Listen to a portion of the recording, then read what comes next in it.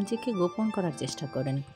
যত বেশি মানুষের কাছে নিজেকে এক্সপ্লেন করবেন, কাজের বরকত কমে যাবে। কাজের বরকত কমে চোখ লাগবে, নজর লাগবে। আল্লাহর কাছে নিরপরাধ থাকার চেষ্টা করেন, মানুষের কাছে না। আল্লাহর কাছে নিষ্পাপ থাকার চেষ্টা করেন, আল্লাহর কাছে নিরপরাধ থাকার চেষ্টা করেন। আল্লাহর কাছে ভালো থাকার চেষ্টা করেন, মানুষের কাছে নয়। দেখবেন আল্লাহ রাব্বুল আলামিন মানুষের মনের মধ্যে আপনার জন্য ভালোবাসা সৃষ্টি করে দেবেন। যে নীরবে নিবিড়ে গোপনে আল্লাহর কথা স্মরণ করে কাঁদে এবং তার চোখ দিয়ে অশ্রু প্রভাবিত হয়, এই 7 শ্রেণীর মানুষকে আল্লাহ পাক কিয়ামতের মাঠে আরশের ছায়ায় ছায়া দিবেন ইনশাআল্লাহ।